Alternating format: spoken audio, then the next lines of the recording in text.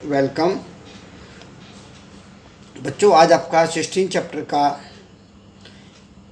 कई आपके हिस्से समाप्त हो गए। अब ये दो बचे हैं। एक हो रहा है खगोलीय दूरदर्शी। खगोलीय दूरदर्शी एक ऐसा प्रकाशीय यंत्र होता है जिसके द्वारा दूर स्थित वस्तु का प्रतिबिंब आँख पर बना दर्शन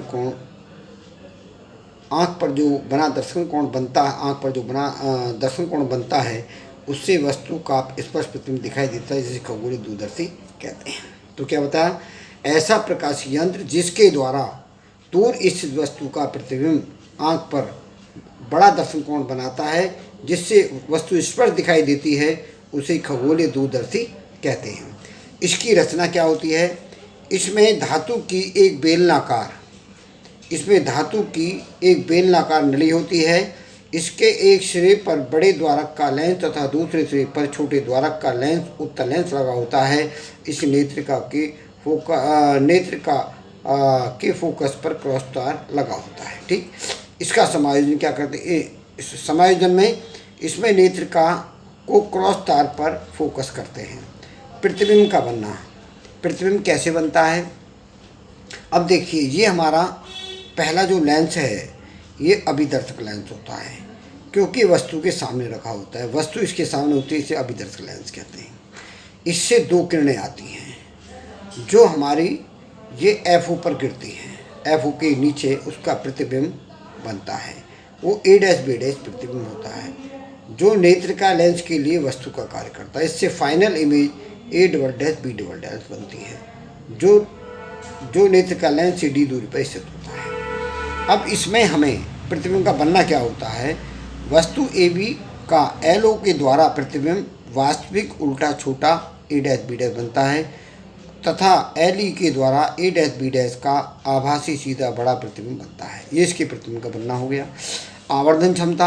आवर्धन क्षमता में क्या कहता है? दूरदर्शी की आवर्धन क्षमता M equal to beta upon alpha. क्योंकि एल्फा और बीटा छोटे होते हैं, इसलिए एल्फा का मान ये और बीटा का मान ये, दोनों को एल्फा अपॉन बीटा की वैल्यू रख के जो सेम है इनको काट दिया, जो बचे उनको हमने यहाँ लिख दिया। इसकी वैल्यू ये होती है, इसकी वैल्यू ये होती है। ठीक, और जब इसका अंतिम प्रतिबिंब डी पर बनता है तो नेत्रिका लेंस के लिए फोकस दूरी का सूत्र ये लगाते हैं।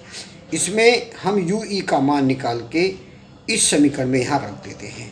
तो हमारा ये जो आती है, ये यू ई का मान निकाला और इसका मान यहाँ रख दिया, तो हमारी समीकरण 1 और 2 को हल करने पर तो M D equal to F O upon F E 1 plus F E upon D. इस स्थिति में जो लंबाई होती है F O plus U E होती है। ठीक, एफ ओ ये वाली प्लस ये डिस्टेंस, इन दोनों की डिस्टेंस को सम कर देते हैं। जब अंतिम प्रतिबिंब अनंत पर बनता है तो यू ई का मान एफ ई के बराबर होता है, तो आवर्धन क्षमता M infinity F O upon F E होती है और लंबाई F O plus F E हो जाती है।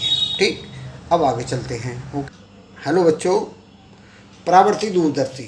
परावर्ती दूरदर्शी क्या होता है? यह एक ऐसा प्रकाश यंत्र है जिसमें अभिदर्शक बड़े द्वारक का होता है और जिससे बने आने वाले प्रकाश को एकत्र करके चमकीला व स्पष्ट प्रतिबिंब बनाता है।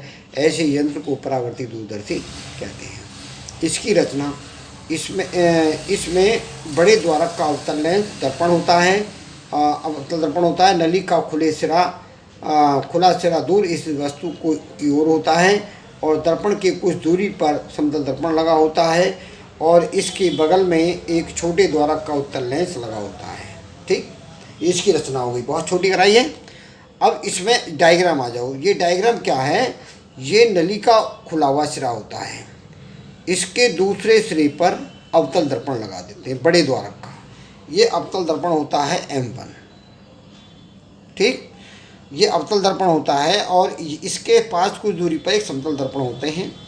इससे प्रकाश समतल दर्पण पर गिरता है और इसके द्वारा जो प्रकाश है वो आई लेंस पर गिरता है और आई लेंस से परावर्तित होकर के पर्दे पर हमारा ए डैश बी डैश प्रतिबिंब A double dash B double dash बनता है।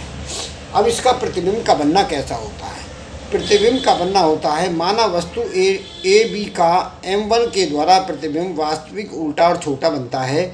और फिर आगे लिखेंगे A double dash B double dash के लिए के लिए वस्तु का कार्य करता है और एली लेंस के द्वारा यह एक काल्पनिक प्रतिबिंब A double dash B double dash बनता है। ओके, अब इसमें आगे चलते हैं। आवर्धन क्षमता। आवर्धन क्षमता क्या होती है? दूरदर्शक की आवर्धन जो क्षमता होती है वो m equal to beta upon alpha होती है। A dash B dash A double dash B double dash को बराबर करते हैं। तो हम यह जानते हैं कि बीटा बराबर तो होता है हमारा A dash B dash upon F E, अब जबकि अल्फ़ा बराबर होता है A double dash B double dash upon F O. इन दोनों को जब हम डिवाइड करते हैं, ये दूरदर्शी में जब इनको डिवाइड करते हैं तो यहाँ पोजीशन आती है बीटा अपॉन एल्फ़ा की, यहाँ वैल्यू रखते हैं। तो जो सेम नंबर ये तुमने काट दिए, F O upon F E हमारा आ गया। तो एफ बराबर एम बराबर एफ ओपन एफ ही हो गया। इस स्थिति में जो लंबाई होती है दूरदर्शी की, जो लंबाई बराबर दूरदर्शी की लंबाई L equal to F O plus F ही होती है। अब ये तो मैंने आपको पूरा करा दिया। अब इसकी जो विशेषता है क्या है? इसमें प्रतिबिंब चमकीले होते हैं, पहली बात। इसमें विपतन दोष नहीं होता, वर्ण विपतन दोष नहीं होता। इसमें गोली विपतन दोष भी नहीं होता। तो इसमें हमारी तीन चीज़ें हैं। इसमें प्रतिबिंब चमकीले होते हैं, इसमें वर्ण विपतन दोष नहीं होता है, इसमें गोली विपतन भी दोष नहीं होता है। ठीक, इसे ये इम्पोर्टेंट है, इसे आप तैयार कर लेंगे और मैंने इसको अच्छी तरह से आपको नोट्स बना के दे दिए हैं और इसे आप तैयार करें। ओके, इसके बाद यथा समय कल आपका स्टार्ट होगा।